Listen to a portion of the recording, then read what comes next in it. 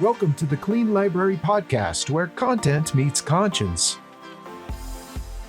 We believe there are millions of you readers out there desperately searching for a better way to find clean content.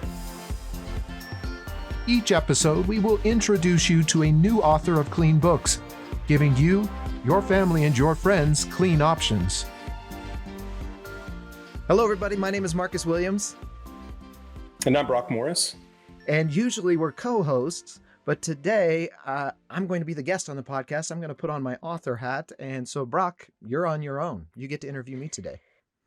Right on. Yeah, we thought that as Marcus is an author also, and as we want to interview authors of clean content, we were going to put him in the hot seat here and run him through some questions and learn more about him and his sort of experiences while writing and life that contribute to that. So we'll jump right into that, Marcus. So let's start out. I think most of the time as authors get started, they have a journey that sort of leads them from where they currently are and what they're doing in life to becoming an author, right? So why don't you walk us through a little bit of how you started on this path to writing? Okay, well, you're absolutely right. My path was not what I expected. I loved to read as a kid. So when I would get in trouble, I would get grounded from books. So I had to hide books all over the place. I had books hidden behind the toilet and under the sink and under my bed, so that if I got one taken away, I'd still have something to read. Well, some of my favorite books were detective books, Hardy Boys, Sherlock Holmes, and also special agent type stuff, And so I wanted to be a federal agent. I didn't say I want to be a writer when I grew up. I wanted to be the thing I read about.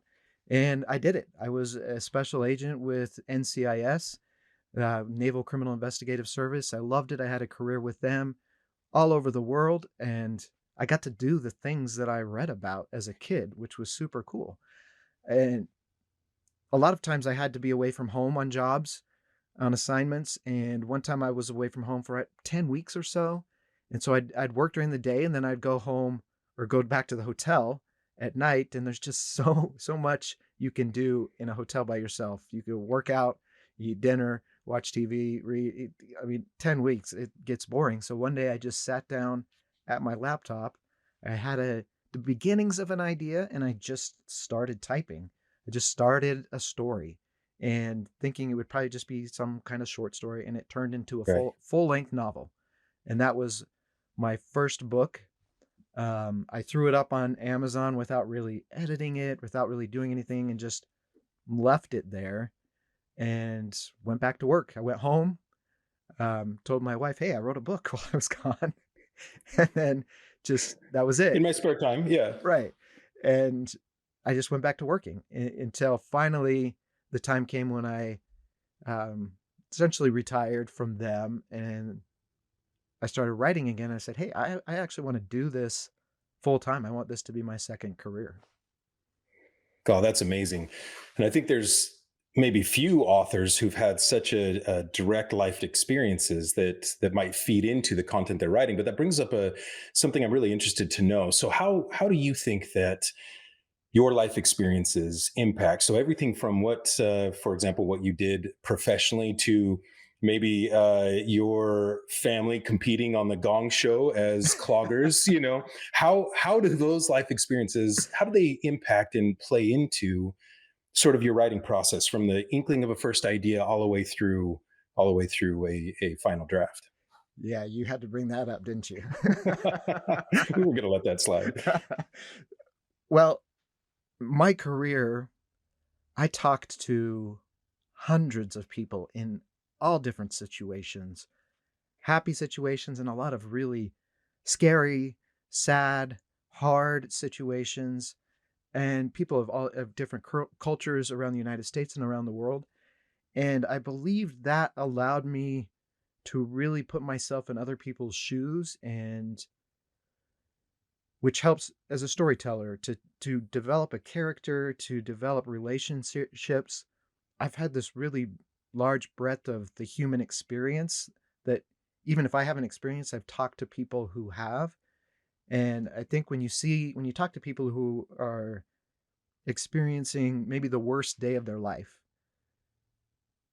you really get insight into the humanity, the human condition, and you really develop an empathy for people. And hopefully, I hope that comes across in my stories, but that's something that I love doing, is creating those characters and using leaning on that experience.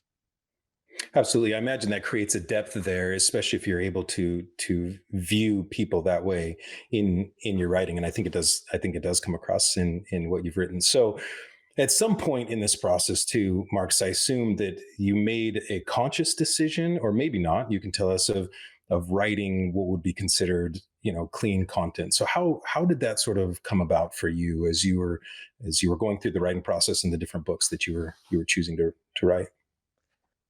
Okay, so that's actually pretty interesting. So that first book I wrote didn't have anything bad in it. It was PG-13, right? So it had some innuendo and some language, but it wasn't anything crazy. But my kids at the time, my oldest was 11, 12, and he liked to read it, and I wanted him to be able to read it, but I didn't want him to read that. So I actually edited all that stuff out and created a teen version of the book, right? Sounds stupid looking back, but I published the regular version and the teen version of the same book. And that's how I left it until years later I came back and re-edited, wrote a new draft and re-edited that book. And I thought to myself, this is dumb. Everything I took out to create the teen version didn't affect the story at all. It didn't make the story any worse. There's no negative impact. So why did I have it in there in the first place? And so I just went with the teen version, and that became the book. I scrapped all the other stuff because it didn't need to be there. Hmm. And from then on, I realized that it doesn't, most of the time it doesn't drive the plot at all. And if it is something that needs to drive the plot, you can write it in such a way that's not graphic or extreme. And so that was kind of that moment. I didn't start out that way. I separated it, and then I kind of had that light bulb moment that this is dumb. Yeah, I mean, why go back and go through all that effort to clean it up, especially if it's something you want to present to your family and kids, right? But you hit on something that fascinates me too, because I've always wondered for authors who choose to write clean content, and in some ways you sort of answered this already. Does it become challenging at all to be able to sort of paint the correct or the right imagery or concepts when you limit yourself? Some might consider limiting, right, to clean content. Have you found that to be the case in general as your writing has matured and as you've developed more as a writer? Do you ever run into instances, or maybe walk us through that a little bit? Yeah, that's a great question. I think we tell ourselves that it's an issue more than it really is. Um, I'm currently working on a book that deals with some pretty heavy stuff. There, it deals with domestic violence and some other things. And in my experience as a cop, and in my experience talking to people, I'm thinking this guy would swear a lot, right? This character would have a dirty mouth. It's just how I'm writing the character. So how do I write this character without using the language that he would use, but the readers still understand him, still know who I'm talking about? They can still picture him in their minds without having to read those words on the page. So yeah, in that context, it was a little difficult. There were times where I didn't I didn't want to use replacement words because those tend to stand out as cheesy, and people, Right. they take you out of the story because you're thinking, yeah, that's not what he said. That's a makeup word. So I had to come up with a way to describe the emotions that he was feeling without the dialogue of those words. So in that book, it was a challenge. But in other books, the other books I've written, it really wasn't at all, because I don't. I always think, does this add to the story? Does it add to the plot? And that usually doesn't. Um, I have a Western, and there are a lot of Westerns where people want to write them with really foul language or some really graphic violence. And I think Right. back to my favorite Western author, Louis L'Amour, who I think was the most effective Western writer ever. And I don't think there was one cuss word in any of his books. Yet you never felt like you were missing out on the grittiness of his characters. Or that it was right, or it was pulling you out of the story. I think that's really interesting. Again, I think when writing fantasy, it's probably easier in some ways because you can create a world and environment that's completely make believe, and so using words and descriptors might fall a little bit easier. But I think you made a really good point earlier, which is we know life isn't clean, and we recognize that even doing this podcast and thinking about clean, life isn't always clean, but can we still can authors still bring people into a story and connect them with characters without having to use the content that actually in some cases distracts more than trying to remove it, is my feeling, right? Like Right. sometimes I get totally distracted by a level of grittiness to your, which I think is a great word, um, and it pulls me away from the story. So I think it's sort of a double-edged sword there. So Yeah. um, so now let's transition a little bit as an author, and maybe one that I guess an independent author. As you started getting closer to sort of this process of now, how do I tackle? I've written a story, right? I have a Mhm. draft. How do I go about publishing this? So talk to us a little bit about the challenges you faced about self-publishing and any of your other experiences taking it to fully through fruition and giving it setting it off into the world. Right. So I made the decision to self-publish pretty early. A lot of authors try to go the traditional route. They'll send out all the query letters to agents and publishing houses. And then if that doesn't work, then they fall back on self-publishing. But I'm big on, pushing the boundaries of new tech and changing the industry. And I believe the industry is changing. And I believe that I don't I don't need an agent and a publisher between me and my readers. Then you've got two other people telling you what to write. And a lot of times that's what happens is you'll submit your draft to a publisher and they tell you what you have to change, or they don't like this, or you need to add this. And frankly, I want the freedom to write whatever I want to write without anybody else telling me, you know, you need to add this kind of content or whatever. So I made that decision very early on, but then I had to figure out how to do it. And that took a long time. It took a lot of research. It took a lot of reading. It took a lot of watching videos and looking at blogs and to really figure out a process that works for me to self-publish. And I found one of the biggest hurdles is with a traditional publisher, they do all the work for you, right? They edit it, they do the cover design. As a self-published author, I have to take care of that myself. So I have to hire an editor to edit my work. I have to either design my own cover or hire someone to do the cover design. So there's a cost to it and there's still a lot of work to it.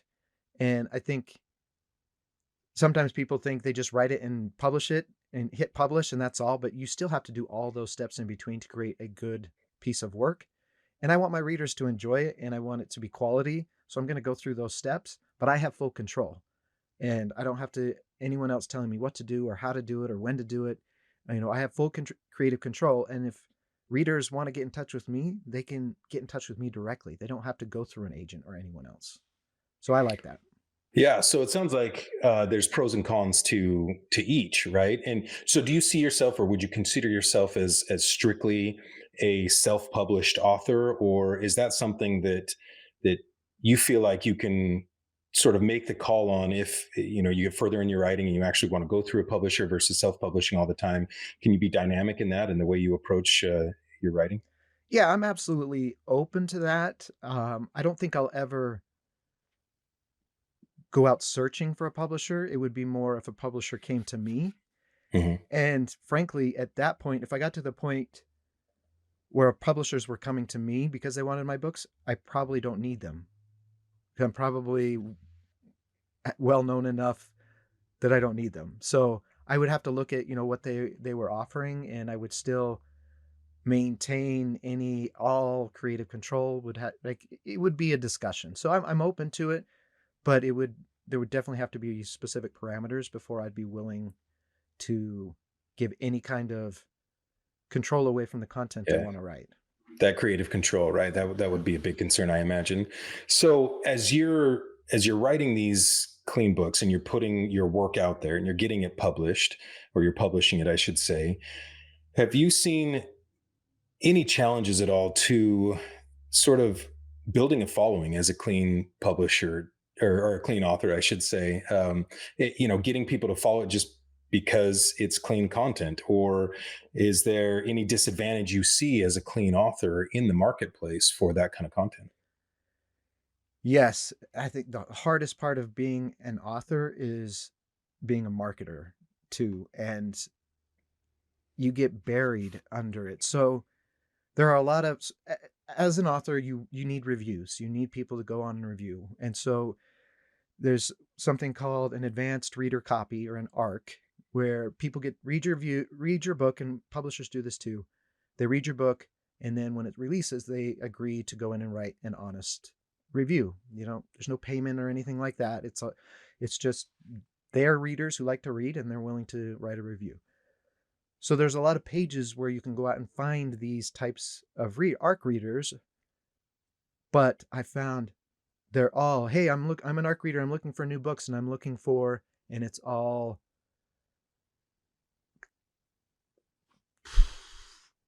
categories, I guess you'd say, that wouldn't fit a clean book. Right. So it's really hard to go on and say, hey, I've got this book, it's a fantasy and it's clean. You just don't get the takers. You just don't get as many people interested in it. And if you go and look at blogs or book talk on TikTok or Bookstagram on Instagram, the primary genres being promoted by these people that have followers, tens of thousands of followers. So like, these are the people you want reading your book and talking about it. They're not looking for the clean content. Right. So it's really difficult to find a popular bookstagrammer who wants to read this type of clean content, because that's not the popular, that's not why they're getting their clicks and their views. They're getting their clicks and views because of the other stuff. Right. There's no real platform out there that's promoting or providing a library of clean content that those who want it can trust to go and find it. Right. And so it's sort of you as an author trying to reach out and find those readers, and you're sifting through, it sounds like a lot of the platforms out there are getting the word of mouth out there, marketing, as you said, and fighting through that, which I think inherently has its challenges, right? As you just described. So Marcus, one of the things I think we would love to hear and understand also is, sort of throughout this interview, you've talked or alluded to what some of your books are, but why don't you spend a couple of minutes and talk to us about your books? Tell us about them a little bit, and maybe what you might have coming up. Okay, great. And actually, as we were talking, I just had this idea that maybe I should put content warnings in my book blurbs, so that when you go and see my books on Amazon, it actually has, this book contains, minor scenes of violence, or this book contains, like, kind of like you see on Oh, DVD. awesome. Yeah. Maybe, why not? I should do that. Anyway, I love it. That's the purpose of this, right? That's great. Let's come up with ideas. Let's be innovative. Let's change the paradigm a little bit. Right. We're sitting here talking about this something that doesn't exist. So why not start it? Anyway, get on it, Marcus. Yeah. All right. So I don't write in just one specific genre. I like to mix genres a little bit, and I have books in different genres. So let me tell you about them. The first one, and this was that first book that I wrote 10 years ago. Oh, it's been more than 10 now. It's called The Flaming Grenade, and it's part of the Fountain of Power series. And right now there are 4 books and a prequel, and book 5 will be coming out later this year, and that will be the final book in the series. And that's about a guy who works for a high-tech firm in California. They're working on teleportation research, and this, top secret research, and he's accidentally used as a human test subject in their research, and it works.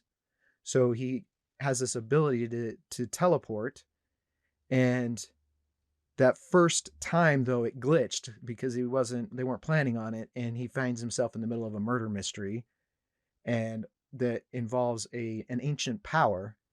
And so he starts to investigate this mystery and power to try to get himself out of this mess. And he finds that he has this connection to the power, and somehow he's thrust into this responsibility of keeping this power away from evil forces. So the first book occurs in Sicily, which is cool because I lived there for 3 years. So a lot of the places I wrote about are places I've actually been. And then the second book takes place in Japan. Again, I lived there, so it was fun writing about it. And in the second book, the power is contained in a different object, but it's the same power. And so we're starting to learn that this power isn't just in one place. It's manifests around the world. And then book 3 is in Mexico, and book 4 is in Scotland and Iceland. So book 5 will be in the United States, but I'm not going to give any more teasers than that. Right. So that's a fun series. It's action adventure, but it's got that fantasy. It's got the sci-fi mixed in because of the ancient power and the teleportation. So it's a little bit mixed, but it's just a fun adventure. Him and his wife are on as they're starting a family. And then I have a Western that I wanted to write a Western. As soon as I said I want to be an author, I needed to write a Western. I just love Westerns. The cool thing about the Western, it takes place in the mountains of Colorado, and there's a connection between the Western and the Fountains of Power series. So they have Archie, who's our protagonist in the Fountains of Power, is actually related to the people in the Western, and there's a connection there. So Love it. Little universe building, little yeah, world building. a little bit. Yeah, Different genre, but same Sure. universe. And you see that more in book 3. So in Fire God, the one that takes place in Mexico, is where you see that connection.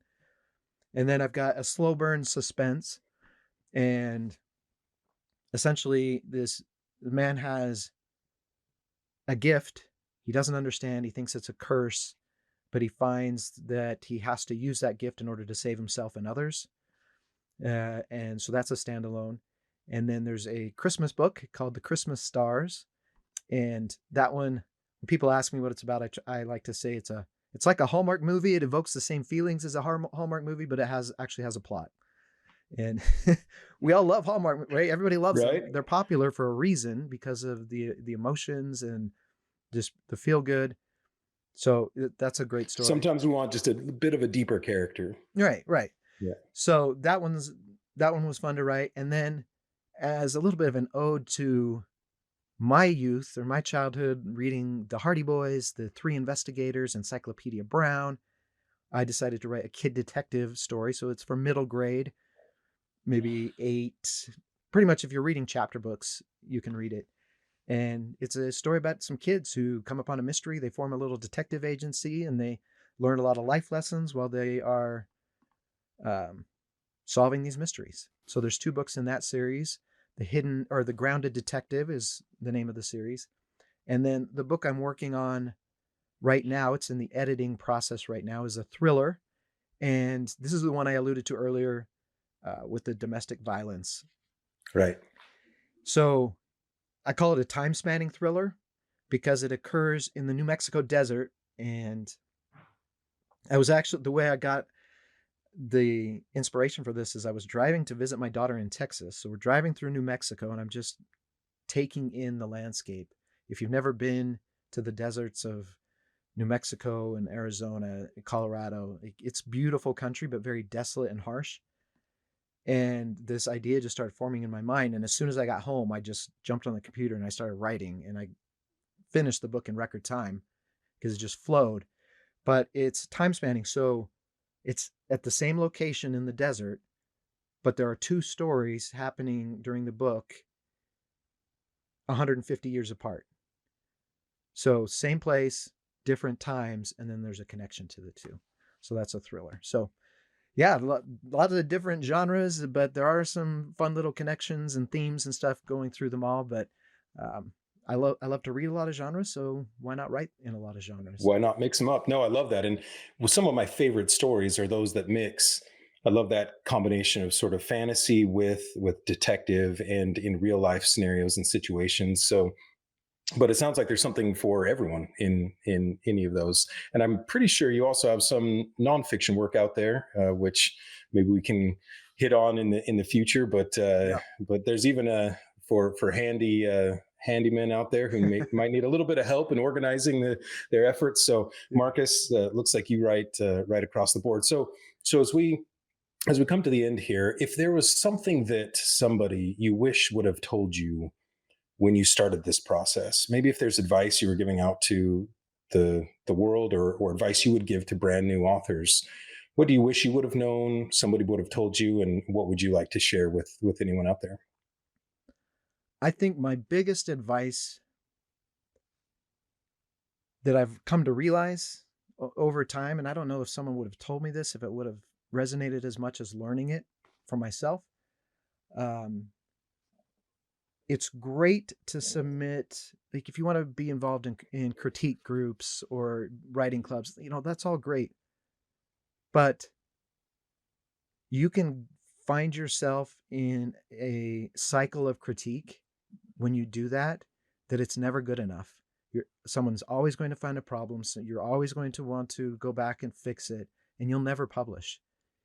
So there's a point where you have to have the confidence in yourself that you're telling a good story, and trust it and move forward. Write the story you want to write, and sure, take critique from other people. That's important. You want to make sure that your story flows and that you have a good plot and you don't have big holes and the characters are developed. Right? You want to make sure you have the makings of a good story.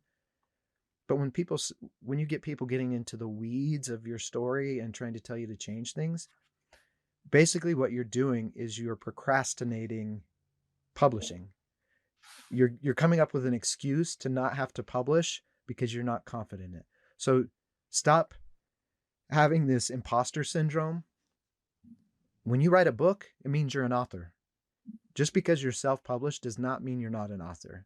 You're still an author. Write the story that you want to write. Get the feedback that helps you write that story, not that makes you change it. And yeah, stick with that passion to write. The feedback should be helping you make your story better instead of forcing you to write a different way. I love it. Be true to yourself, right? Yeah. Stick to that. So, Totally. as a closing, I think because part of the purpose of this podcast is to get our authors information and access to readers and things. Why don't you sort of share with us how people can reach you, how they can find your books, where do you have a presence online, and sort of tell the people how to get in contact with you. Yeah. So you can pretty much find my books online on any of the major sites. But if you're an ebook reader, I would be really grateful if you would buy them direct from me, so that Amazon and Barnes and Noble aren't taking a cut. That would be helpful. My website is marcuswilliamsauthor.com. That's Marcus with a C. marcuswilliamsauthor.com. And you can find links there to the books. You can find links to buy the ebooks, at least directly from me. I've actually narrated 2 of my books so far, that you can buy the audiobooks for those. And another thing, so this is something that you may not think of, but it actually is helpful to the author. Say you love paperbacks, but you don't have the money to buy every paperback you want to buy. Go to your library's website.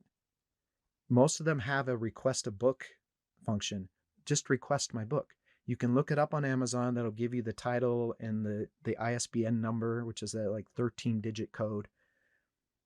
Request it through your library. I get paid when you do that. When they buy the book, I get paid. When people check it out, I get a little cut. So that actually you're helping me still, and then you can read it for free. And other I had no idea you could do that. Yeah, that's great advice. Right. So now the entire community can read it for free.